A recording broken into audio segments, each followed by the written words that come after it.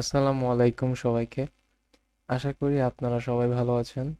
তো video title দেখে হয়তো আপনারা বুঝে গেছেন যে আজকে আমরা নবম দশম শ্রেণীর জীববিজ্ঞান প্রথম অধ্যায় জীবন পাঠ এর সিকিউ সাজেশন নিয়ে আলোচনা করতে যাচ্ছি। তো শুরু করা যাক। ওকে, তো এই ক্লাসে আমরা শুধু সিকিউ পার্ট এর যে সকল সাজেশনগুলো আপনাদের দরকার আপনাদের এক্সামের জন্য, যেই সকল জায়গা থেকে আপনাদের সিকিউ এর গ এবং ঘ নম্বর আসতে পারে, শুধু সেইগুলো নিয়ে আলোচনা করব। এই অধ্যায়ের আরেকটি ভিডিও হবে যেখানে আমরা এমসিকিউ এবং জ্ঞানমূলক ও অনুধাবনমূলক প্রশ্ন নিয়ে আলোচনা করব। আশা করি এই অধ্যায়ের উপরে এই দুটো ভিডিও দেখলেই আপনাদের সৃজনশীল এবং এমসিকিউ সম্পর্কিত সকল চিন্তা দূর হয়ে যাবে। যে সকল পার্ট আপনাদের এমসিকিউতে সমস্যা হবে সেগুলো আপনারা সিকিউতে কভার করে নিতে পারবেন। আর কিছু কিছু পার্ট যেগুলো সিকিউতে আমি দিতে পারবো না, কারণ পার্টগুলো একটু বিস্তারিত কিংবা একটু অগোছালো, সেগুলো আপনি এমসিকিউ দেখলে সেখান থেকে কিছু লাইন এবং সিকিউ থেকে কিছু লাইন মিলিয়ে আপনি সৃজনশীলে যদি ওরা পেঁচিয়ে দেয় আপনি লিখতে পারবেন। তো চলুন শুরু করা যাক। তো জীবন পাঠ বলতে আমরা সাধারণত কি বুঝি? এখানে সাধারণত আমাদের যে জীববিজ্ঞান আছে সেই জীববিজ্ঞানের ধারণা অথবা বলা যায় যে জীববিজ্ঞানের উৎপত্তি কিংবা জীবনের সম্পর্কিত যে সকল জিনিসপাতি আছে এগুলো নিয়ে আলোচনা করা হয়েছে। আমাদের জীববিজ্ঞান শব্দটা কিভাবে উৎপত্তি হয় আমরা সবাই জানি। জীবন জীবন যেটার অর্থ বায়োস, এবং জ্ঞান যেটার অর্থ হচ্ছে লোগোস, অর্থাৎ বায়োস এবং লোগোস এর দুটাকে একত্রিত করে বায়োলজি তৈরি করা হয়, এবং এই দুটারই বাংলা ভার্সনকে বলা যায় জীবন। জ্ঞান এর বাংলা ভার্সন হচ্ছে কি আমাদের জীববিজ্ঞান। ঠিক আছে, তো আমরা সাধারণত জীবন পাঠের মধ্যে দেখতে পারি জীবজগৎ নিয়ে। জীবজগৎ কি? জীবজগৎ হচ্ছে যে জগতে, যেমন আমরা জীব, আমরা এই একটা জগতে বসবাস করি, এটাই হচ্ছে আমাদের জীবজগৎ, যেটা আমরা সবাই বুঝতে পারি আশা করি। এবং এই জীবজগৎকেই আমরা দুটি ভাগে ভাগ করতে পারি। একটা হচ্ছে সুপার কিংডম 1 এবং আরেকটা হচ্ছে সুপার কিংডম 2। সুপার কিংডম 1কে বলা হয় প্রোক্যারিওটা। এখানে আপনারা দেখতে পারবেন প্রোক্যারিওটার প্রো অংশটা, প্রো দ্বারা বোঝানো হয় আদি বা আদি অংশ এরকম বোঝানো হয়, যার জন্য আমরা বলতে পারি এটা হচ্ছে আদি কোষ। যে যুক্ত যে সকল প্রাণী আছে সে সকল প্রাণীদেরকে বোঝানো হয়েছে, শুধু তারাই হচ্ছে প্রোক্যারিওটার অন্তর্ভুক্ত। অন্যদিকে আরেকটা হচ্ছে সুপার কিংডম 2। সুপার কিংডম 2 এর মধ্যে আমরা দেখতে পাচ্ছি ইউক্যারিওটা অথবা প্রকৃত কোষ, অর্থাৎ যে সকল জীবের কোষগুলো প্রকৃত কোষ, অথবা বলা যায় যে সকল প্রাণী প্রকৃত কোষী প্রাণী, সে সকল প্রাণীরাই শুধু ইউক্যারিওটার মধ্যে অন্তর্ভুক্ত। সুপার কিংডম 1 এর মধ্যে আমরা আরো দেখতে পারি এটাকে এক ভাগে ভাগ করা যায়, রাজ্য 1 মনেরা, এবং সুপার কিংডম 2 কে মোটমাট 4 ভাগে ভাগ করা যায়, প্রোটিস্টা, ফাঙ্গাই, প্লান্টি, অ্যানিমেলিয়া। ঠিক আছে, আর এই যে মোটমাট 5টা রাজ্য আপনারা দেখলেন, এই মোটমাট 5টা রাজ্যকেই বলা হয় কি? ফাইভ কিংডমস, যেটা নামকরণ করেন ক্যারোলাস লিনিয়াসের সময়কালে থাকা বিজ্ঞানী হুইটেকার। তিনি এই ফাইভ কিংডম অথবা জীবজগতের 5টি রাজ্যকেই 1969 সালে নামকরণ করেন, এবং নামকরণ করেন অথবা ভাগে বিভক্ত করেন। তো যাই হোক, পরবর্তীকালে আমরা জানি যে মার্গুলিস 1974 সালে হুইটেকারের শ্রেণীবিন্যাসে পরিবর্তিত এই বিস্তারিত রূপে দেন। অর্থাৎ মার্গুলিস শুধুমাত্র তার যে এই, রাজ্য 5টা ছিল এইগুলোকেই পরবর্তীতে 2টা সুপার কিংডমে অন্তর্ভুক্ত করেন। অর্থাৎ এই যে যে আমরা সুপার কিংডম 1 এবং সুপার কিংডম 2 দেখতে পাচ্ছি, এই দুটাকে আমাদের ভাগ করেন মার্গুলিস, এবং যে সুপার কিংডম থেকে যে পরবর্তীতে আমরা রাজ্য 5টা দেখতে পাচ্ছি এইগুলাকে ভাগ করেন আমাদের বিজ্ঞানী হুইটেকার। অর্থাৎ মজার বিষয় হচ্ছে রাজ্য আগে উৎপন্ন হয়েছে, পরবর্তীতে এগুলোকে আমরা সুপার কিংডম হিসেবে অথবা ভাগ করতে পেরেছি। ওকে, তো সৃজনশীলের মধ্যে অন্যতম একটা গুরুত্বপূর্ণ টপিক মনেরা, যেটা আপনাদের গ নম্বরের জন্য খুবই গুরুত্বপূর্ণ বলা যায়। গ নম্বরে তারা ডিরেক্ট কোনো একটা এক্সাম্পল অথবা কোনো একটা মনেরা সম্পর্কিত কোনো প্রাণীর নাম উল্লেখ করে বলে দিবে যে উক্ত প্রাণীটি কিংবা উক্ত জীবটি কোন রাজ্যের অন্তর্ভুক্ত এবং কেন, বৈশিষ্ট্য সহ লেখো। তো এই ক্ষেত্রে আপনার করণীয় হবে আপনার গ নাম্বারকে 3টা স্কেলে ভাগ করা। প্রথম স্কেলে আপনি ডিরেক্ট অ্যান্সারটি লিখবেন যে উক্ত প্রাণীটি এই রাজ্যে অন্তর্ভুক্ত। দ্বিতীয় স্কেলে আপনি লিখবেন যে রাজ্যে অন্তর্ভুক্ত থাকবে সে রাজ্যের বৈশিষ্ট্যগুলো, অর্থাৎ যে ধরুন যে রাজ্য 1 এসেছে, তো রাজ্য 1-এর এই যে যে বৈশিষ্ট্যগুলো দেখতে পাচ্ছেন এই বৈশিষ্ট্যগুলো আপনি সাইকেল 2-তে লিখবেন। এবং 3 নম্বর সাইকেলে লিখবেন যে কেন। 3 নম্বর সাইকেলে লিখবেন কেন, অর্থাৎ এটার সাথে এটার মিল, অর্থাৎ আপনাকে দেওয়া উদ্দীপক এবং এখানে উল্লেখিত বৈশিষ্ট্য, এই দুইটার মধ্যকার সামঞ্জস্য ব্যাখ্যা করে আপনি আপনার গ নাম্বার লাস্টের পয়েন্টটি ব্যাখ্যা করে দেবেন। আশা করি সৃজনশীল কিভাবে এখান থেকে লিখবেন বোঝানো গেল। ঠিক আছে। তো রাজ্য 1 মনেরা। রাজ্য 1 মনেরার ক্ষেত্রে আপনারা দেখুন রাজ্য 1 মনেরা বৈশিষ্ট্য। আচ্ছা, মনেরা হচ্ছে সুপার কিংডম 1-এর প্রথম রাজ্য। এরা এককোষী। অর্থাৎ এদের শরীরে একটাই কোষ। অবাক করার বিষয়, এদের শরীরে শুধু একটাই কোষ থাকে, তাই না? ফিলামেন্টাস। অনেকেরই কনফিউশন থাকে যে ভাইয়া ফিলামেন্টাস জিনিসটা কি। আচ্ছা, সহজ ভাষায় বলতে গেলে ফিলামেন্টাস হচ্ছে কোষগুলো সাধারণত একটার উপর একটা, ইট যেরকম আমরা বিল্ডিং এ দেখি একটার উপর একটা থাকে, সেরকম ভাবে একটার উপর একটা কোষ লম্বালম্বি ভাবে যুক্ত হয়ে ফিলামেন্ট গঠন করে। এটাই হচ্ছে ফিলামেন্ট, আর কিছুই না। কলোনিয়াল বলতে বোঝায় তারা কলোনি আকারে একত্রিত থাকে। আমরা দেখতে পারি যে অনেক শহরে কলোনি থাকে যেখানে অনেকগুলো মানুষ বসবাস করে একত্রে একটা নির্দিষ্ট সেপারেট এরিয়ার মধ্যে বসবাস করে। ঠিক তেমনই এই মনেরা রাজ্যের প্রাণীরাও কলোনিয়াল, অথবা বলতে পারেন যে একটা কলোনির মধ্যে তারাও এভাবে একত্রিতভাবে বসবাস করে। তো বৈশিষ্ট্যের প্রথম পার্টটা স্পষ্ট বোঝা গেল। এরা এককোষী হয়, এদের কোষ একটাই থাকে।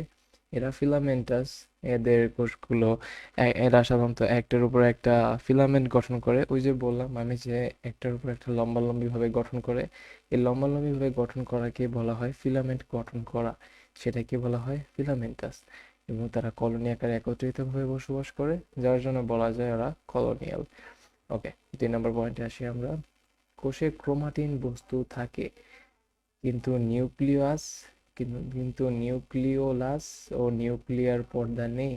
এখানে কিন্তু নিউক্লিয়াসের কথা বলেনি, এখানে বলছে নিউক্লিওলাস, যেটা নিউক্লিয়াসের মধ্যে একটা আম, ছোট গোল গহ্বর টাইপের থাকে কিংবা একটা বলের মতো থাকে, সেটাকে আমরা নিউক্লিওলাস বলি। আপনারা হয়তোবা জানেন এই বিষয়গুলো। এবং ক্রোমাটিন বস্তু হচ্ছে একটা নিউক্লিয়াসের মধ্যে যে এরকম সুতার মতো এলোমেলো জিনিসগুলো থাকে, সেটাই হচ্ছে আমাদের ক্রোমাটিন বস্তু।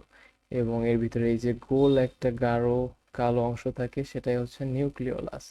এবং নিউক্লিয়ার পর্দা হচ্ছে এর বাইরের শেলটা হচ্ছে কি নিউক্লিয়ার পর্দা। তো যারা আদিকোষী প্রাণী থাকে তাদের সাধারণত নিউক্লিয়ার পর্দা থাকে না, শুধুমাত্র ক্রোমাটিন বস্তু থাকে। এবং নিউক্লিওলাসও থাকে না, তাদের ক্রোমাটিন বস্তুটি ছড়িয়ে ছিটিয়ে পুরো জায়গা বলে এড়িয়ে থাকে। এর পরবর্তী লাইনে যদি আমরা আসি দেখতে পারবো যে এদের কোষে প্লাস্টিড, মাইটোকন্ড্রিয়া, এন্ডোপ্লাজমিক জালিকা নেই, কিন্তু রাইবোজোম আছে। কিন্তু কি আছে? রাইবোজোম আছে। এখানে যে বৈশিষ্ট্যগুলো দেওয়া হয়েছে পুরোটাই আদিকোষের বৈশিষ্ট্য। যদিও আপনারা পরবর্তীতে আদিকোষ সম্পর্কিত বিস্তারিত আমার কোনো ভিডিওতে ক্লাস দেখেন, তো আশা করা যায় মনের আর বৈশিষ্ট্য আপনি এখানে যা আছে তার থেকেও ভালো করে লিখতে পারবেন, কারণ এইখানকার বৈশিষ্ট্য পুরোটাই আদিকোষের বৈশিষ্ট্যের কপি পেস্ট।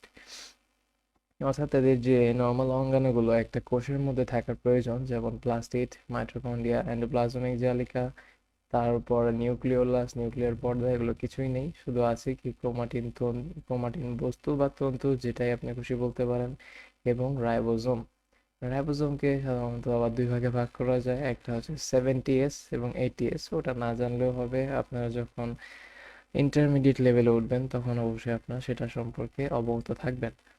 তারপরে যদি আমরা দেখি কোষ বিভাজন দ্বিবিভাজন প্রক্রিয়ায় সম্পন্ন হয়, প্রধানত শ্বসন পদ্ধতিতে খাদ্য গ্রহণ করে। দুটা বিষয়, এক হচ্ছে এদের জনন প্রক্রিয়া।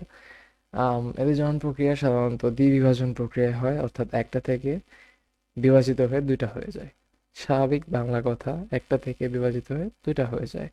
এখানে কমপ্লিকেটেড করার কোনো বিষয় নেই বা জিনিসটা কমপ্লেক্স করার কোনো বিষয় নেই। অনেক স্টুডেন্টরা বলেন যে ভাইয়া দ্বিবিভাজন কি প্রক্রিয়া, এখানে কি কোনো কিছুর সাথে কোনো কিছু সম্পৃক্ত হতে হয় বা কিছু করতে হয়, এরকম কিছুই না। একটা ব্যাকটেরিয়া থাকে, ও একটা থেকে আরেকটা হয়ে যায়, একটা থেকে দুইটা হয়ে যায়, এটাই হচ্ছে দ্বিবিভাজন প্রক্রিয়া। এরপরে আসে তাদের খাদ্যাভ্যাস। আমরা যেমন মানুষ, আমরা যেমন ভাত চিবিয়ে চিবিয়ে খাই, তারা চিবিয়ে খেতে পারে না। তাদের প্রধান শোষণ পদ্ধতিতে খাদ্য গ্রহণ করে, ও তাদের পদ্ধতি কি শোষণ প্রক্রিয়া। তো আপনার মাথায় যখন পয়েন্ট লিখবেন, কিভাবে আপনারা মুখস্থ করবেন বা কিভাবে মাথায় রাখবেন সেটা বলি। যখনই বৈশিষ্ট্য লিখতে বলে প্রথমে দেখবেন যে প্রাণীটা দেখতে কিরকম। যেমন এখানে প্রাণীটা দেখতে এককোষী। প্রাণীটা থাকে কিভাবে?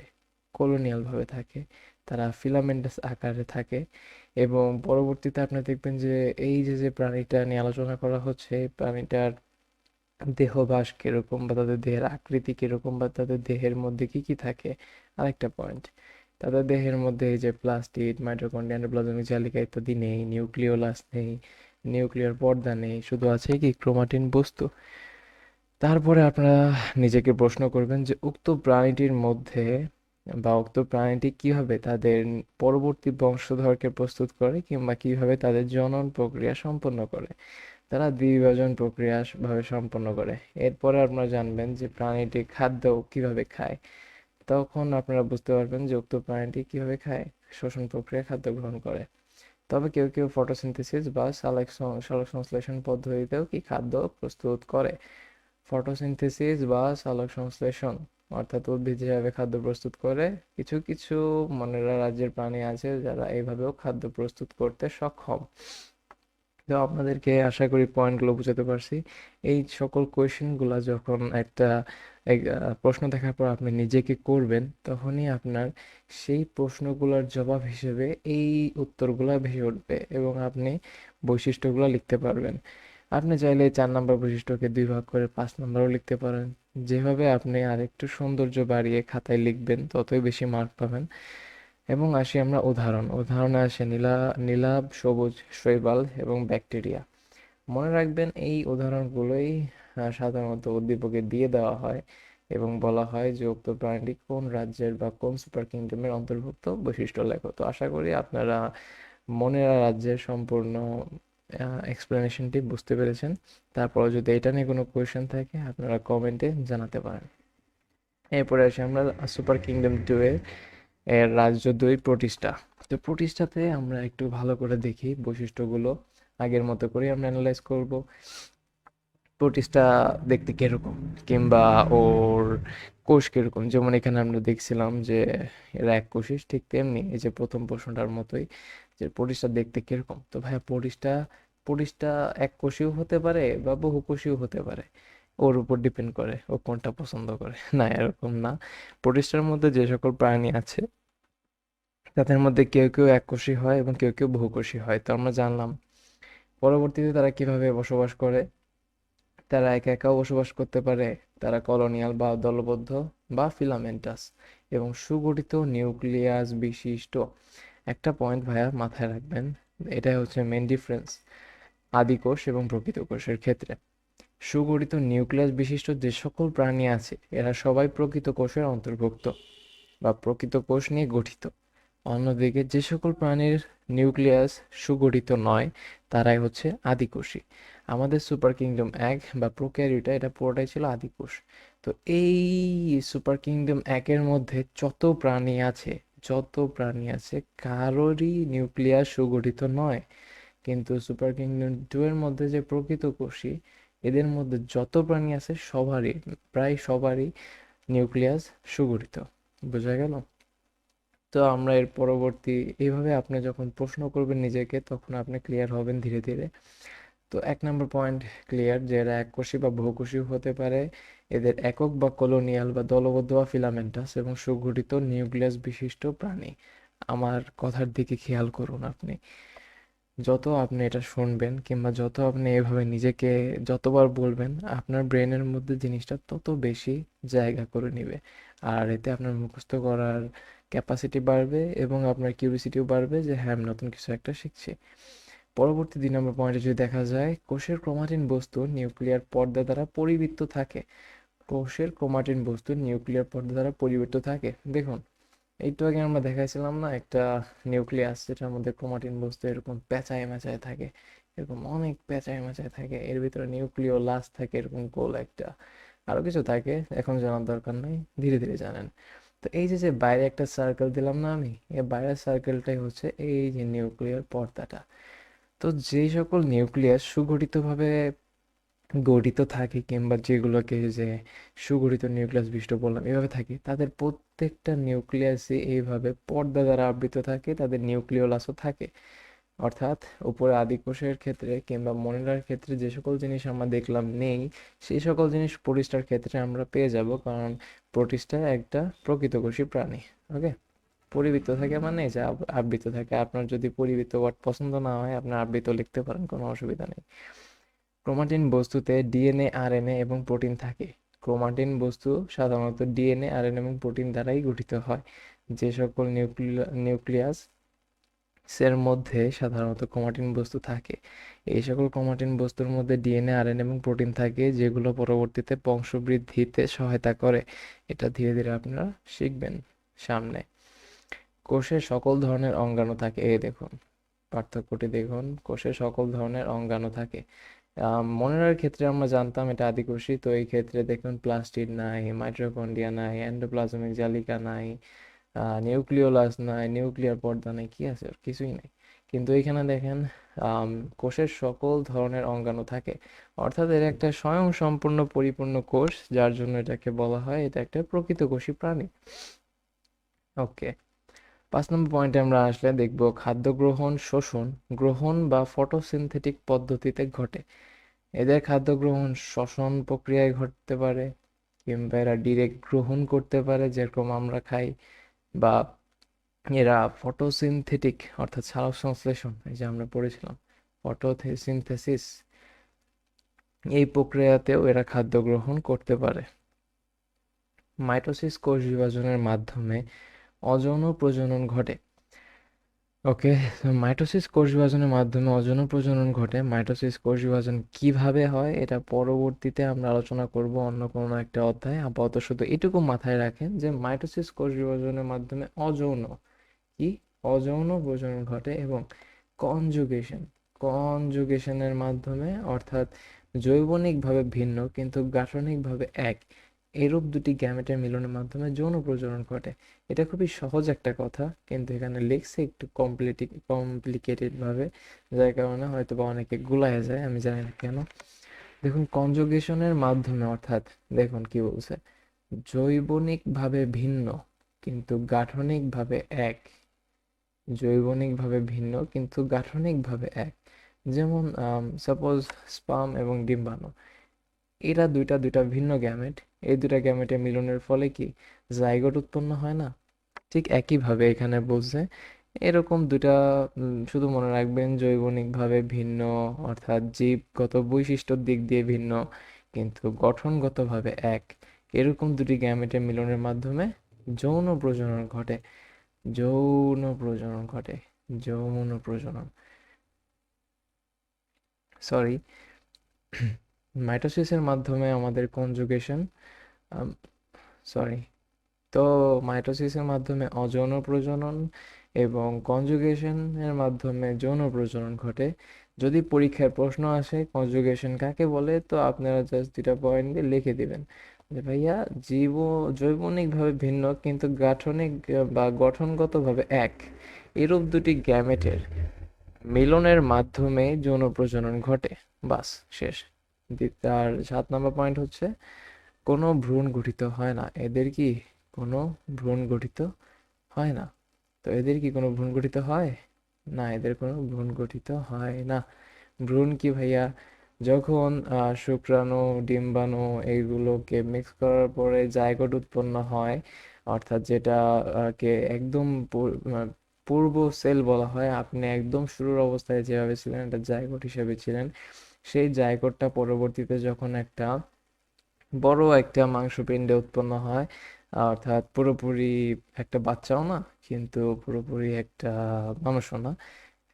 বা একটা বাচ্চার পরিপূর্ণ পূর্ব অবস্থা, একটা মাংসের খণ্ডের মতো একটা অবস্থা, যেটা জাইগোট থেকে পরবর্তীতে কোষ বিভাজিত হয়ে মাইটোসিস প্রক্রিয়ায় বিভাজিত হয়ে তৈরি হয় সেই প্রক্রিয়া।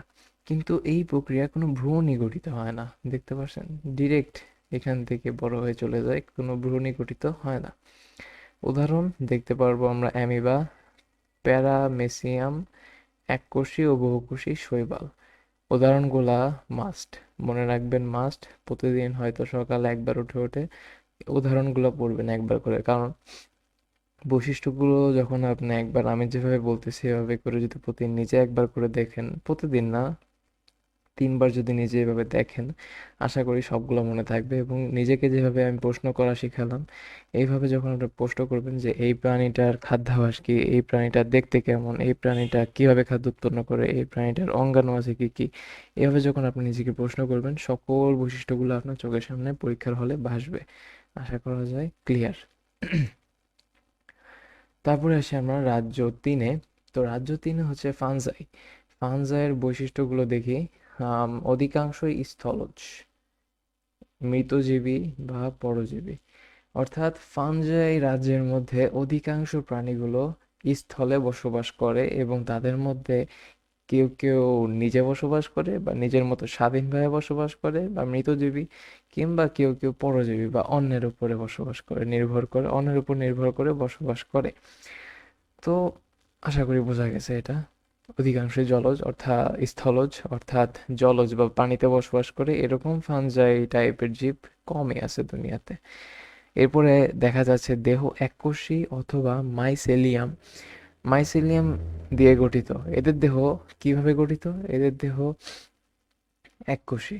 এরা বহুকোষী হয় হয় না সাধারণত। এরা এককোষী হয়। দেখেন, অনেকগুলো এককোষী প্রাণী আছে যেগুলো প্রকৃত প্রকৃত নিউক্লিয়াস বিশিষ্ট, সেগুলোকে আমরা সুপারকিংটুই বলি।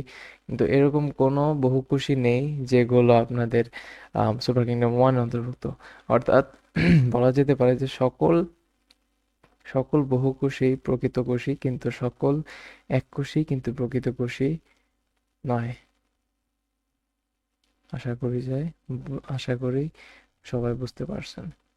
এগুলোর নিউক্লিয়াস সুগঠিত হয়, অর্থাৎ এদের নিউক্লিয়াসে দেখেন এটা এককোষীয়, আবার এদের নিউক্লিয়াসও সুগঠিত। কিন্তু এরকম কোনো জীব পাবেন না যেটা বহুকোষী কিন্তু তাদের কি নিউক্লিয়াস সুগঠিত নয়, এরকম কোনো জীব পাবেন না। এরকম কোনো জীব পাবেন না। এরকম পাবেন যেগুলো এককোষী হয় এবং সেগুলোর নিউক্লিয়াসও সুগঠিত হয়, যেমন ফানজাই। এরপরে আসি আমরা কোষ প্রাচীর কাইটিন বস্তু দিয়ে গঠিত। আগে বলি মাইসেলিয়াম কি। মাইসেলিয়াম হচ্ছে একটা সরু সুতার মতো অংশ, এখানে লেখা আছে বুঝতেই পারতেছেন, অর্থাৎ এরকম জিনিস। এটাই হচ্ছে একটা মাইসেলিয়াম, আর কিছুই না। এরপর আসি কোষ প্রাচীর কাইটিন বস্তু দিয়ে গঠিত। কাইটিন খুবই শক্ত একটা পদার্থ। এদের কোষ প্রাচীর, অর্থাৎ সাপোজ এই যে এদের কোষ, এই যে এদের কোষের যে প্রাচীর আছে, এদের যে কোষ প্রাচীরটা আছে, বাইরের যে স্তরটা, এই যে কোষ প্রাচীরটা, এই কোষ প্রাচীরটা কাইটিন দ্বারা গঠিত, যেটা খুবই শক্ত একটা পদার্থ। কাইটিন দ্বারা গঠিত। এদের কোষ প্রাচীর কি কাইটিন দ্বারা গঠিত। আচ্ছা, তো এখন খাদ্য গ্রহণ কিভাবে করে এরা? খাদ্য গ্রহণ এরা শ্বসন পদ্ধতিতে করে। তারপরে এদের ক্লোরোপ্লাস্ট অনুপস্থিত। এই দেখুন, ক্লোরোপ্লাস্ট অনুপস্থিত। ক্লোরোপ্লাস্ট অনুপস্থিত, দেখতে পারলেন? ক্লোরোপ্লাস্ট কিন্তু এদের অনুপস্থিত, অর্থাৎ এরা পরিপূর্ণ উদ্ভিদ না, এদের ক্লোরোপ্লাস্ট অনুপস্থিত থাকায়। এটা অনেক ইম্পর্টেন্ট একটা লাইন, এমসিকিউর জন্যও বলা যায়। এটা একটু মাথায় রাখেন, এটা এমসিকিউর জন্য অনেক ইম্পর্টেন্ট একটা লাইন। এদের হ্যাপ্লয়েড স্পোর দিয়ে বংশবৃদ্ধি ঘটে, অর্থাৎ এই সকল প্রাণীরা সাধারণত কিছু স্পোর তৈরি করে ফেলে দেয়, পরবর্তীতে সেই স্পোরগুলো বায়ুর মাধ্যমে কিংবা কীটপতঙ্গের মাধ্যমে কিংবা মানুষের মাধ্যমে অন্য একটা উদ্ভিদের গায়ে যেয়ে পড়ে, অথবা স্পোরগুলো মাটিতে পড়ে, মাটি থেকে এদের উদ্ভিদ তৈরি হয়। যেমন মাশরুম দেখবেন যে যেখানে একটা ওঠে ওর পাশ দিয়ে আরেকটা ওঠে, স্পোর পড়ার পরে সেই মাটি থেকে নতুন মাশরুম গ্রো করে। উদাহরণ হিসেবে বলতে গেলে ইস্ট, পেনিসিলিয়াম, মাশরুম ইত্যাদি আছে। আচ্ছা, এরপর আসি আমরা প্লান্টি। প্লান্টি হচ্ছে উদ্ভিদ, কাইন্ড অফ উদ্ভিদ, পরিপূর্ণ উদ্ভিদ বলা যায়। আচ্ছা, তো প্লান্টি এর আগে একটা জিনিস আপনারা খেয়াল করেন যে যত আমরা উপর থেকে নিচে নামতেছি, সাপোজ এটা হচ্ছে আদি মডেল, এটা থেকে একটু উন্নত প্রোটিস্টা মডেল, এই প্রোটিস্টা মডেলের থেকে একটু উন্নত আমাদের ফানজাই, এরা কিন্তু ধীরে ধীরে উন্নত হইতেছে, ধীরে ধীরে এদের টেকনোলজি বাড়তেছে। যদি আমরা মজার ভাষায় বলতে চাই, টেকনোলজি বাড়তেছে। প্রথমে এরা একটা জিনিস করতে পারতো না, পরবর্তীতে সেটা করতে পারে। যেমন এদের ক্লোরোপ্লাস্ট নেই, এরা খাদ্য উৎপন্ন করতে পারে না, কিন্তু দেখেন এই যে প্লান্টই, এরা খাদ্য উৎপন্ন করতে পারে। কারণ এরা এই যে এখানে বলা হয়েছে সালোক সংশ্লেষণকারী উদ্ভিদ। তো এরা প্রকৃত নিউক্লিয়াস যুক্ত সালোক সংশ্লেষণকারী উদ্ভিদ বলা যায়। ঠিক আছে, এদের দেহে উন্নত টিস্যুতন্ত্র বিদ্যমান। দেখুন এখানে আরেকবার বলি, প্রকৃত নিউক্লিয়াস যুক্ত, নিউক্লিয়াস কিন্তু প্রকৃত মাস্ট, প্লাস এরা সালোক সংশ্লেষণকারী উদ্ভিদ। তারপরে দেখতে পারি এদের দেহে উন্নত টিস্যুতন্ত্র কিন্তু বিদ্যমান, অর্থাৎ এদের দেহে উন্নত টিস্যুতন্ত্র বিদ্যমান। উন্নত টিস্যুতন্ত্র বলতে একটা জিনিসই মাথায় রাখেন যে আম গাছ, কাঁঠাল গাছ, এই সকল গাছের বাইরের টিস্যুগুলো দেখতে পারবেন, এগুলো হচ্ছে উন্নত টিস্যুতন্ত্র। তো শুধু এটুকু মনে রাখলেই যথেষ্ট যে এরা সাধারণত উন্নত টিস্যুতন্ত্র, কিংবা নর্মালি যে সকল গাছপালা আমরা দেখতে পারি সে সকল টিস্যুতন্ত্র নিয়ে গঠিত হয়। তন্ত্র মানে কি? তন্ত্র মানে অনেকগুলো টিস্যু মিলে একটা তন্ত্র গঠন করে, যেমন অনেকগুলা কোষ মিলে একটা টিস্যু গঠন করে। আমরা জানি কোনো অনেকগুলো কোষ যেগুলোর উৎপত্তি স্থল একই, এবং সেই কোষগুলোর কাজও যদি একই হয় তাহলে সেই কোষ গুচ্ছকে একটা টিস্যু বলে। ঠিক একইভাবে যখন অনেকগুলো টিস্যু মিলে একই কাজ সম্পাদন করে, সেই সকল টিস্যুকে আমরা তন্ত্র বলতে পারি। তো আশা করা যায় এটা বোঝা গেছে। 3 নম্বরে যদি আমরা আসি, এদের ভ্রূণ সৃষ্টি হয়। দেখুন, এদের কি ভ্রূণ সৃষ্টি হইতো ভাই বলেন তো? না, এদের ভ্রূণ সৃষ্টি হইতো না। কিন্তু আমাদের প্লান্টি গোষ্ঠীর লোকজন, এদের কি ভ্রূণ সৃষ্টি হয়, এবং তা থেকে ডিপ্লয়েড পর্যায় শুরু হয়। ডিপ্লয়েড পর্যায়ে কি দেখেন, একটা শুক্রাণু বা স্পার্ম এবং একটা ডিম্বাণু বা একটা ডিম্বাণু বা ওভালি, এই দুইটা থেকে যখন আমাদের কোষ বিভাগ, আমাদের যখন বংশবৃদ্ধি শুরু হয়, তখন সেটা পরবর্তীতে 2n হয়ে যায়। কি হয়ে যায়? 2n হয়ে যায়, জাইগোট হয়ে যায়। সেখান থেকে পরবর্তীতে আমাদের ডিপ্লয়েড পর্যায় শুরু হয়, এটাই হচ্ছে আমাদের ডিপ্লয়েড পর্যায়। এটা হচ্ছে হ্যাপ্লয়েড পর্যায়, এটা হচ্ছে একটা হ্যাপ্লয়েড পর্যায়। দুইটা হ্যাপ্লয়েড একত্রিত হয়, ডিপ্লয়েড পর্যায় শুরু হয়। সেটাই বলছে, যখন আমাদের শুক্রাণু এবং ডিম্বাণু একত্রিত হয়ে একটা জাইগোট সৃষ্টি করে, সে জাইগোট থেকে পরবর্তীতে ভ্রূণ হয়, আর এই ভ্রূণ থেকে আমাদের কি 2n পর্যায় সৃষ্টি হয়। পরবর্তীতে সে উদ্ভিদটা ধীরে ধীরে বড় হইতে থাকে, ধীরে ধীরে এখান থেকে এত বড় একটা উদ্ভিদে পরিণত হয়ে যায়। সরি, আমার ড্রয়িং অনেক খারাপ হয়ে গেছে এখানে, কিন্তু এত বড় একটা উদ্ভিদে পরিণত হয়ে যায়। আশা করি যেটুকু বোঝাইতে চাইছি বুঝাইতে পারছি আমি আপনাদের। এরপরে আসি আমরা আরেকটা পয়েন্টে। এদের যৌনজনন অ্যানাইসোগামাস, অর্থাৎ আকার আকৃতি অথবা শারীরবৃত্তীয় পার্থক্য বিশিষ্ট বিভিন্ন ভিন্নধর্মী দুটি গ্যামেটের মিলনের মাধ্যমে যৌন জনন সম্পন্ন হয়। অর্থাৎ দেখেন, এদের যৌন জনন অ্যানাইসোগামাস। এদের যৌন জনন কিভাবে হয়? যেমন আমরা প্রোটিস্টার ক্ষেত্রে পড়ছিলাম যে যৌন জনন একভাবে হয়, অযৌন জনন আরেকভাবে হয়। এখানে দেখুন যৌন জনন হয় অ্যানাইসোগামাস। অ্যানাইসোগামাস অর্থাৎ আকার আকৃতি অথবা শারীরবৃত্তীয় পার্থক্য বিশিষ্ট ভিন্নধর্মী দুটি গ্যামেটের মিলনের মাধ্যমে যৌন জনন সম্পন্ন হয়। অর্থাৎ পরিপূর্ণ ভিন্নধর্মী দুইটা গ্যামেট, যেমন শুক্রাণু ডিম্বাণু পরিপূর্ণ ভিন্নধর্মী দুইটা গ্যামেট, ঠিক আছে? এইরকম পরিপূর্ণ ভিন্নধর্মী দুইটা গ্যামেটের যখন মিলন হয়, তখনই যৌন জনন সম্পন্ন হয়। কিন্তু দুটা গ্যামেটই হ্যাপ্লয়েড অবশ্যই, যখন মিলন হয় তার পরবর্তীতে ডিপ্লয়েড পর্যায় বা 2n পর্যায় শুরু হয়। আচ্ছা, এরা আর্কিগোনিয়েট, অর্থাৎ আর্কিগোনিয়াম বা স্ত্রী জনন অঙ্গ বিশিষ্ট উদ্ভিদ। এরা সুপুষ্পক। এই লাইনটা খুব ইম্পর্টেন্ট এমসিকিউর জন্য। আমি 100% গ্যারান্টি কোনো একটা না কোনো একটা এক্সামে আপনারা এই কোশ্চেনটা পাবেন এমসিকিউতে, যে কোন রাজ্যের প্রাণ এরা সুপুষ্পক বা কোন উদ্ভিদেরা সুপুষ্পক হয়। আচ্ছা, এরা আর্কিগোনিয়েট। আর্কিগোনিয়েট অর্থাৎ আর্কিগোনিয়াম বা স্ত্রী জনন অঙ্গ বিশিষ্ট উদ্ভিদ। এই তিনটাই সেম কিওয়ার্ড, আর্কিগোনিয়েট, হতে পারে, আর্কিগোনিয়ামও হতে পারে, বা স্ত্রী জনন অঙ্গ বিশিষ্টও হতে পারে। তিনটা একই কিওয়ার্ড, তিনটা দ্বারা একটা সেম জিনিসকে বোঝানো হচ্ছে, সেটা হচ্ছে এরা স্ত্রী জনন অঙ্গ বিশিষ্ট উদ্ভিদ। এক্সাম্পলের ক্ষেত্রে বলা যায় উন্নত সবুজ উদ্ভিদ, যেমন আম গাছ, কাঁঠাল গাছ, এরকম টাইপের জাম গাছ, এরকম টাইপের উন্নত সকল উদ্ভিদ যেগুলো থেকে আপনি ফল ছিঁড়ে খান সাধারণত। এখন আছি 5 নাম্বার এবং সর্বশেষ রাজ্যতে, অ্যানিমেলিয়া। অ্যানিমেলিয়ার বৈশিষ্ট্য কি ভাইয়া? অ্যানিমেলিয়াতে আগে বলি কারা থাকে, অ্যানিমেলিয়াতে আমরা থাকি। তো এর বৈশিষ্ট্যগুলো আপনার জানা উচিত একজন মানুষ হিসেবে। তো এরা নিউক্লিয়াস বিশিষ্ট ও বহুকোষী প্রাণী। তো দেখুন, আমরা তো বহুকোষী প্রাণী, তাই না? আমরা তো আর একটা কোষ দিয়ে গঠিত না। আপনি আপনার হাতের দিকে তাকালে খেয়াল করতে পারবেন যেখানে অসংখ্য কোষ আছে, এবং এরা প্রকৃত নিউক্লিয়াস বিশিষ্টই হয়, পরিপূর্ণ কোষ। এদের কোষে কোনো জড় কোষ প্রাচীর, প্লাস্টিড ও কোষ গহ্বর নেই। দেখুন, যারা অ্যানিমেলিয়া কিংবা আমরা যখন মানুষ, আমাদের দেহে কিন্তু কোষ প্রাচীর নাই, প্লাস্টিড নাই, কোষ গহ্বর নাই। এটা থাকলে আমরা কিন্তু করতে পারতাম, ওই যে নিজের খাদ্য নিজে উৎপন্ন করতে পারতাম। আচ্ছা, প্লাস্টিড না থাকায় এরা হেটারোট্রফিক অর্থাৎ পরভোজী, এবং খাদ্য গ্রহণ গ্রহণ করে। দেহে জটিল টিস্যুতন্ত্র বিদ্যমান। দেখুন, আমি এইমাত্রই বললাম প্লাস্টিড যদি থাকতো তো আমরা হেটারোট্রফিক হইতাম না, পরভোজী আর হওয়া লাগতো না, নিজেই নিজের খাবার উৎপন্ন করে খাইতে পারতাম। কিন্তু ভাই আমরা তো খাইতে পারি না, যার কারণ হচ্ছে আমরা তো পরভোজী। আম, উদ্ভিদ খাদ্য তৈরি করে, উদ্ভিদ নিজে তো, ওর তো প্লাস্টিড আছে, ও খাদ্য তৈরি করে, ও খাদ্য তৈরি করে, আমরা খাদ্যগুলো গ্রহণ করি। এই যে খাদ্য গলাধ করি, গিলে খাই আমরা খাদ্য। দেহের জটিল টিস্যুতন্ত্র বিদ্যমান।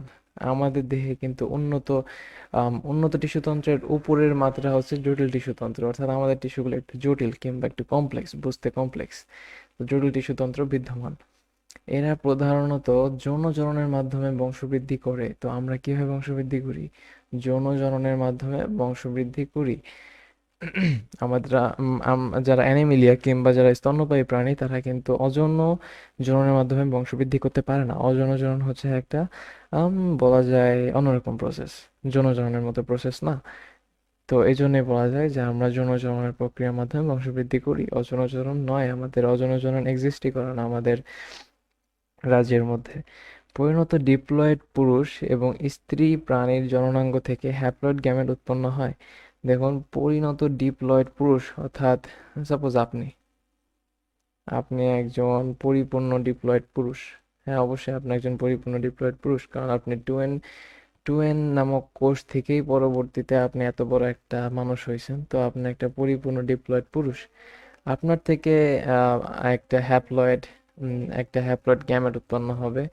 আর এই হ্যাপ্লয়েড গ্যামেটই পরবর্তীতে অন্য একটি হ্যাপ্লয়েড গ্যামেটের সাথে মিলিত হয়ে নতুন আরেকটি ডিপ্লয়েড জীব সৃষ্টি করবে, হতে পারে পুরুষ, হতে পারে স্ত্রী। নতুন একটি ডিপ্লয়েড জীব সৃষ্টি করবে, সেটাই বলা হয়েছে যে পরিণত ডিপ্লয়েড পুরুষের একটা গ্যামেট, একটা হ্যাপ্লয়েড গ্যামেট নেওয়া হয়, আর এবং অন্য একটা পরিপূর্ণ স্ত্রী ডিপ্লয়েডের একটা হ্যাপ্লয়েড গ্যামেট নেওয়া হয়। দুটা হ্যাপ্লয়েড গ্যামেট এক করে একটা ডিপ্লয়েড তৈরি করা হয়। যদি এখনো কেউ না বোঝেন, আমি বোঝাচ্ছি আবারও।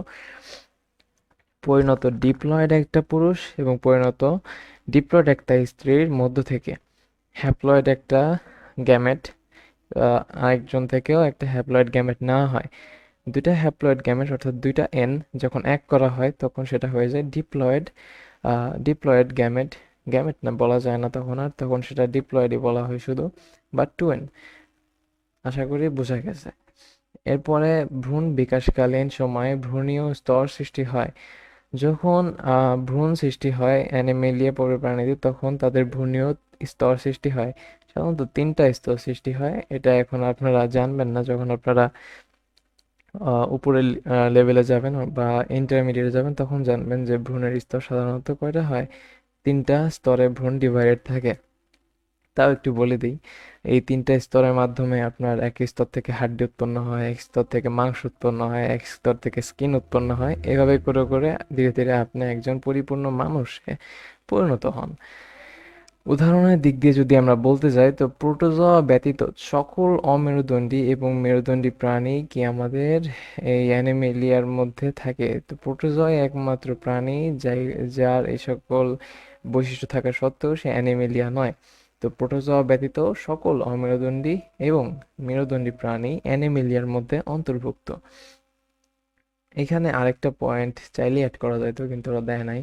সে পয়েন্টটা হচ্ছে আহ, এই যে রাজ্যে, এই রাজ্যে সাধারণত প্রাণীরা সাধারণত বংশবৃদ্ধির পরে তাদের বাচ্চারা তাদের স্তন থেকে দুগ্ধ পান করে এবং পরবর্তীতে তারা তাদের দেহের বৃদ্ধি লাভ করে। আশা করা যায় আমরা অ্যানিমেলিয়া বুঝতে পারছি। শ্রেণীবিন্যাসের বিভিন্ন ধাপ সাধারণত মাঝে মাঝে এই কোশ্চেনটা হুবহু তুলে দেয় আপনাদের। এই কোশ্চেনটা হুবহু তুলে দেয় আপনাদের সাধারণত, যে আপনার মানুষের শ্রেণীবিন্যাস নিচে লেখেন। মানুষের বৈজ্ঞানিক নাম হচ্ছে হোমো স্যাপিয়েন্স। এই একটাই সব থেকে সহজ বৈজ্ঞানিক নাম আমার মতে, কারণ বাকিগুলো পড়তে গেলে দাঁত ভেঙে যাওয়ার মতো অবস্থা হয়ে যায়। তো মানুষের শ্রেণীবিন্যাসের মধ্যে এই জিনিসটা হুবহু দিয়ে দেয় মাঝে মধ্যে, তো আমরা দেখি। তো মানুষের রাজ্য কোনটা? আমরা তো জানি যে শ্রেণীবিন্যাস সাতটা ধাপে বিচ্ছিন্ন থাকে। একটা হচ্ছে রাজ্য, তার থেকে ছোট হচ্ছে পর্ব, তার থেকে ছোট হচ্ছে শ্রেণী, তার থেকে ছোট হচ্ছে বর্গ, তার থেকে ছোট হচ্ছে গোত্র, তার থেকে ছোট গণ, তার থেকে ছোট প্রজাতি। এটা অনেকটা কিভাবে কাজ করে আমি বলি। যেমন আপনার দেশ হচ্ছে বাংলাদেশ, আপনার এলাকা হচ্ছে একটা, সেই এলাকার মধ্যে আপনার বাসা নাম্বার হচ্ছে এত, সেই বাসার মধ্যে আপনার রুম নাম্বার হচ্ছে এত, সেই রুমের মধ্যে আপনার রুমের এই কোণায় বসে আছেন। সাপোজ এই যে আমি একটা নিখুঁত প্রসেস বের করলাম আপনাকে খুঁজে বের করতে, ঠিক তেমনি মানুষের মধ্যে তো অনেক জীব আছে, গরু ছাগল হাঁস মুরগি মেলা কিছু আছে। তো এই সব কিছুর মধ্যে থেকে স্পষ্টভাবে মানুষকে স্পষ্ট করে বের করার জন্য এতগুলো ধাপ বানানো হয়েছে। প্রথমে রাজ্য অ্যানিমেলিয়া, ঠিক আছে। এখন রাজ্যের মধ্যে কোন পর্বের মধ্যে মানুষ থাকে? মানুষের পর্ব হচ্ছে করডাটা, এর সাথে মানুষের বৈশিষ্ট্য অনেকটা মিলে, এই জন্য করডাটা। এখন পর্বের মধ্যে আরো নিখুঁতভাবে আমি খুঁজবো মানুষ কোথায়। তো শ্রেণী, এখন আসবো শ্রেণীতে। ম্যামেলিয়া নামক শ্রেণীর মধ্যে মানুষ থাকে, ঠিক আছে। এখন ম্যামেলিয়ার মধ্যে কোন বর্গতে? যেমন দেশের ভিতরে কোন শহরে, শহরের মধ্যে কোন এলাকায়, এলাকার মধ্যে কোন নম্বর বাসায়, ঠিক একইভাবে বর্গের মধ্যে আবার কোন গোত্রের মধ্যে। তো হোমিনিডাই গোত্রের মধ্যে থাকে। আচ্ছা, তো এই গোত্রের মধ্যে আবার কোন গণের মধ্যে মানুষ থাকে? হোমো নামক গণের মধ্যে মানুষ থাকে। এই গণের মধ্যে আবার কোন প্রজাতির মধ্যে মানুষ থাকে? হোমো স্যাপিয়েন্স, এই প্রজাতির মধ্যেই মানুষ থাকে। তো দেখছেন, এইভাবেই একটা বড় জায়গা থেকে সুন্দর করে আপনার প্রজাতিকে বের করে নেওয়া হলো। এই প্রক্রিয়াটাই হচ্ছে আমাদের শ্রেণীবিন্যাস, যেটা ক্যারোলাস লিনিয়াস আবিষ্কার করেছেন, যে কোনো প্রাণীকে নিখুঁতভাবে তার বৈশিষ্ট্যগুলো জানার জন্য বা চেনার জন্য, যে হ্যাঁ এই প্রাণীটাই হচ্ছে এই প্রাণীটা, এভাবে জানার জন্য বা চেনার জন্য ক্যারোলাস লিনিয়াস শ্রেণীবিন্যাস নামক প্রক্রিয়াটি আবিষ্কার করেন। তো আসুন পড়ি। রাজ্য এক অ্যানিমেলিয়ার মধ্যে দেখি যে এরা সুকেন্দ্রিক কোষ বিশিষ্ট, অর্থাৎ নিউক্লিয়াস সুগঠিত, বহুকোষী, পরভোজী, জটিল টিস্যুতন্ত্র আছে, যেগুলো আমরা বৈশিষ্ট্যের মধ্যে অলরেডি জানছি। পর্বের মধ্যে করোটা, কারণ জীবনের কোনো এক পর্যায়ে নটোকর্ড থাকে। ভাই নটোকর্ড কি দেখুন বলি। ভ্রূণীয় অবস্থায় একটা আম, ফাঁপা নরম একটা দণ্ড থাকে, যেটাকে বলা হয় নটোকর্ড। এই নটোকর্ডটাই পরবর্তীতে এক একটা প্রাণীর এক একটা জিনিসে রূপান্তরিত হয়। আম, আর এই নটোকর্ডটাই পরবর্তীতে মানুষের ক্ষেত্রে যদি বলি, মানুষের মেরুদণ্ড যে অংশটা আছে এই মেরুদণ্ডে পরিণত হয়ে যায়। অনেক প্রাণীর নটোকর্ড পরবর্তীতে বিলুপ্ত হয়ে যায়, অনেক প্রাণীর নটোকর্ড পরবর্তীতে কিছু একটাতে রূপান্তরিত হয়, কিন্তু মানুষের ক্ষেত্রে এই নটোকর্ডটা পরবর্তীতে মেরুদণ্ডতে রূপান্তরিত হয়। আরেকটা জিনিস এখানে একটা উম, আম, না এখানে দেয়নি ওরা। তো যদি বলে শ্রেণীবিন্যাসের ক্ষেত্রে অবশ্যই নটোকর্ডের পয়েন্ট অ্যাড করবেন, এটা খুবই ইম্পর্টেন্ট আর স্মার্ট একটা পয়েন্ট আপনাকে জাজ করার জন্য যে আপনি পড়ছেন কিনা। তো শ্রেণীর মধ্যে ম্যামেলিয়া, কারণ বাচ্চাকে বুকের দুধ খাওয়ায় এবং লোম অথবা চুল আছে। দেখুন, এই পয়েন্টটা যদি এইখানে অ্যাড করা হতো এই বৈশিষ্ট্যর পয়েন্টে, তো এই বৈশিষ্ট্যটা পরিপূর্ণ হইতো, কিন্তু অ্যাড করানো হয় নাই, দুঃখিত। আপনারা এই পয়েন্টটা অ্যাড করবেন মার্ক বেশি পাওয়ার জন্য। তো বাচ্চাকে বুকের দুধ খাওয়ানো হয় বা লোম অথবা চুল আছে এদের। তো এখন আরো নিখুঁতভাবে যদি বর্গের মধ্যে যাই, তো বর্গ হচ্ছে এদের প্রিমেট বর্গ, কারণ আঁকড়ে ধরার উপযোগী। দেখুন, আপনি কি আঁকড়ে ধরতে পারেন? নিজেকে প্রশ্ন করেন তো একটু, হাত দিয়ে তো হাত দিয়ে তো অবশ্যই আপনি আঁকড়ে ধরতে সক্ষম, এই জন্য আপনি এই বর্গের মধ্যে, প্রিমেট বর্গের মধ্যে অন্তর্ভুক্ত এবং ঘ্রাণ অপেক্ষা দৃষ্টিশক্তি বেশি উন্নত। এখন যদি কেউ বলে যে ভাই না আমি চোখে কম দেখি কিন্তু নাক দিয়ে বেশি ঘ্রাণ পাই, তাহলে ভাই তুমি কমপ্লিকেটেড। তো সাধারণত বর্গের মধ্যে ঘ্রাণ অপেক্ষা দৃষ্টিশক্তি বেশি উন্নত থাকে মানুষের, এই জন্য মানুষ প্রিমেট বর্গের অন্তর্ভুক্ত। আর এরপর আছে গোত্র হোমিনিডাই, কারণ শিম্পাঞ্জি, গরিলা, বানর প্রভৃতির সাথে সাদৃশ্য আছে। দেখেন হোমিনিডাই কারণ শিম্পাঞ্জি, গরিলা, বানর প্রভৃতির সাথে সাদৃশ্য আছে। মানুষের স্কেলিটন কিংবা মানুষের দেহের আকৃতি সাধারণত ওদের সাথে মিল খায়। তার মানে এই না যে আমরা ওদের থেকে উৎপন্ন হয়েছি, আমরা অবশ্যই আদম আলাহিসাল্লাম থেকে উৎপন্ন হয়েছি। শুধুমাত্র শারীরিক গঠনটা অনেকটা তাদের সাথে মিল খায়, দ্যাটস ওয়াই তারাও হোমিনিডাই গোত্রের অন্তর্ভুক্ত, আমরাও হোমিনিডাই গোত্রেরই অন্তর্ভুক্ত। এরপরে আসি আমরা গণ বা জেনাসের মধ্যে হোমো। হোমো নামক গণের মধ্যে আমরা অন্তর্ভুক্ত, কারণ দেহের অনুপাতে মস্তিষ্ক সবচেয়ে বড় থাকে। তো সাধারণত যে সকল প্রাণীদেরই দেহের অনুপাতে মস্তিষ্ক সব থেকে বড় থাকে এবং খাড়াভাবে দুই পায়ে হাঁটতে পারে যে সকল প্রাণী, তাদের গণই হচ্ছে হোমো। ওকে, যেমন আমাদের মাথা একটু বড় থাকে এবং আমরা দুই পায়ে হাঁটতে পারি। আর প্রজাতির ক্ষেত্রে হচ্ছে হোমো স্যাপিয়েন্স, কারণ চওড়া এবং খাড়া কপালের খুলির মতো হোমো গণের অন্য অন্য প্রজাতির তুলনায় পাতলা এবং বুদ্ধিভিত্তিকভাবে উন্নত। আপনি তো অনেক বুদ্ধিমান, তাই না? এই জন্যই তো আপনি আমার ভিডিও দেখতেছেন। আর আপনি তো অনেক বুদ্ধিমান, এই জন্যই আপনি সায়েন্স নিয়ে পড়ালেখা করতেছেন, কিংবা আপনার পড়ালেখা করতেছেন। তাই না? না, যারা যেই যে গ্রুপে যারা আছে সবাই বুদ্ধিমান, আমরা সবাই বুদ্ধিমান প্রাণী।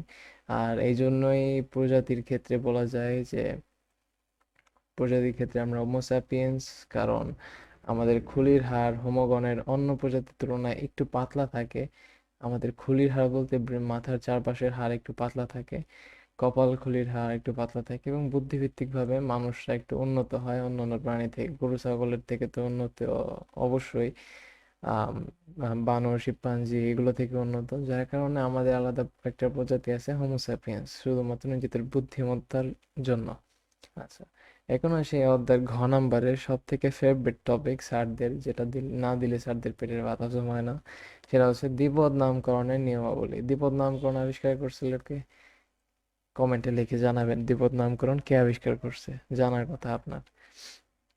জীবজগতের শ্রেণীবিন্যাস ও নামকরণে দ্বিপদ নামকরণ একটি অপরিহার্য অংশ। নিম্নলিখিত অনুসরণ করা হলো। ওকে, তো প্রথম পয়েন্টে দেখি আমরা, নামকরণ ল্যাটিন ভাষায় কিংবা ল্যাটিন ভাষার মতো করে উপস্থাপন করতে হবে। তো একটা জিনিস মাস্ট, যে দ্বিপদ নামকরণ করতে গেলে নামকরণটি ল্যাটিন ভাষায় কিংবা ল্যাটিন ভাষার মতো করে উপস্থাপন করতে হবে। দ্বিপদ নামকরণ কি? সাধারণ ভাষায় একটা নাম যেটা দুইটা দুইটা অংশ আছে বা দুইটা পদ আছে, এটাকেই বলা হয় দ্বিপদ নামকরণ বা দুই পদ বিশিষ্ট নাম বা আহ, দ্বিপদ দ্বিপদ নামকরণ বা দ্বিপদ নাম, whatever you can say. তারপরে 2 নম্বর পয়েন্টে যদি আমরা আসি, বৈজ্ঞানিক বৈজ্ঞানিক নামের দুটি অংশ থাকবে, অর্থাৎ অংশটি গণনাম এবং দ্বিতীয় অংশটি প্রজাতি নাম। এই যে বৈজ্ঞানিক নামের দুইটা অংশ থাকবে, প্রথম অংশটি গণনাম, দ্বিতীয় অংশটি প্রজাতির নাম। যেমন ল্যাবিও রোহিতা, এই দেখুন ল্যাবিও একটা অংশ, রোহিতা আরেকটি অংশ। আরেকটা মাস্ট পয়েন্ট, যদি আপনি ইংলিশে এই দুইটা নাম লেখেন তো অবশ্যই নিচে এরকম আলাদা আলাদা দাগ দিতে হবে। আমি দেখাচ্ছি। ধরেন আপনি তো ইংলিশে লিখবেন, আপনি তো ল্যাটিন পারেন না আমি জানি। তো আপনি কি করবেন, এইটা লেখার পর নিচে এরকম মাস্ট দুইটা দাগ দিয়ে দিতে হবে, বৈজ্ঞানিক নাম যদি ইংলিশে লেখা হয় তাহলে। এটা বোঝা গেছে আশা করি। 3 নম্বর পয়েন্ট আসে, জীবজগতের প্রতিটি বৈজ্ঞানিক নামকে অনন্য হতে হয়, অর্থাৎ এই যে যে ল্যাবিও রোহিতা, এটা এই একটাই নাম আছে, এটা এই নাম দিয়ে আপনি আর নতুন কোনো জীবকে নামকরণ করতে পারবেন না। তারপরে আসি পরবর্তী পয়েন্টে, বৈজ্ঞানিক নামের প্রথম অংশের প্রথম অক্ষর বড় অক্ষর হবে, বাকি অক্ষরগুলো ছোট। হয় দেখুন, এই যে প্রথম অক্ষরটা বড় বড় হাতের অক্ষর, বাকি সবগুলো অক্ষর ছোট হাতের হতে হবে। বাকি সবগুলো অক্ষর কি ছোট হাতের হতে হবে। আচ্ছা, তারপরে এগুলো আসি আমরা। বৈজ্ঞানিক নাম মুদ্রণের সময় সর্বদা ইটালিক অক্ষর হতে হবে। যেমন ধান, অরিজা, স্যাটিভা, কাতলা, কাতলা কাতলা। বৈজ্ঞানিক নাম যখন মুদ্রণ করা হয় তখন সর্বদা ইটালিক অক্ষরে লিখতে হবে।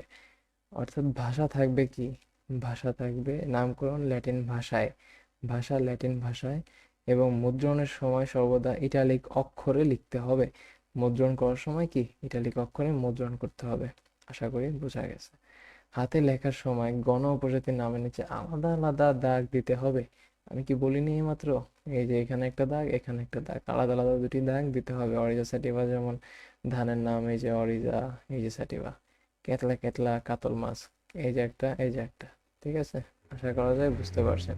এখন এটা আসি, যদি কয়েকজন বিজ্ঞানী একই জীবকে বিভিন্ন নামকরণ করেন, তবে অগ্রাধিকার আইন অনুসারে প্রথম বিজ্ঞানী কর্তৃক প্রদত্ত নামটি গৃহীত হবে। অর্থাৎ ধরেন আপনি আর আপনার বন্ধু মিলে নতুন একটা প্রজাতি বা নতুন একটা জীবকে আবিষ্কার করলেন।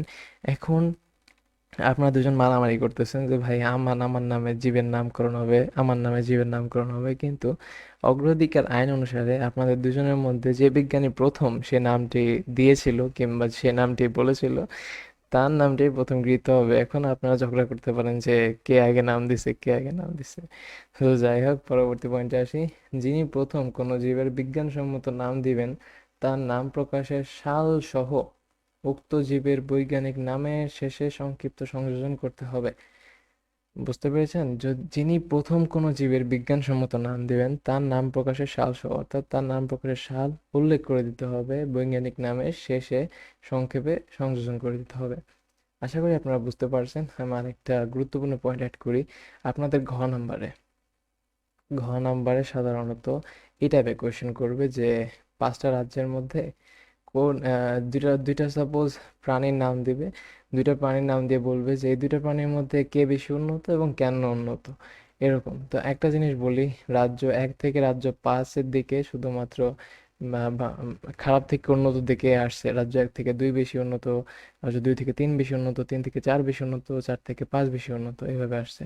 তো যখন আপনাকে ব্যাখ্যা করতে বলবে যে ভাইয়া এখন বলো কেন তোমার মনে হলো যে এই দুইটার মধ্যে বা এই 3টার মধ্যে কিংবা ধরো এই 4টার মধ্যে কোন রাজ্য বেশি উন্নত কেন মনে হলো, তো আপনি করবেন কি, প্রথমে হেডিংটায় 4টা অংশে ভাগ করবেন। ঘ নাম্বারকে প্রথম হেডিং এ শুধুমাত্র আপনি লিখবেন যে এইটা থেকে এটা উন্নত, এটা থেকে এটা উন্নত, নিচে ব্যাখ্যা দেওয়া হলো, বাস, আর কিচ্ছু না।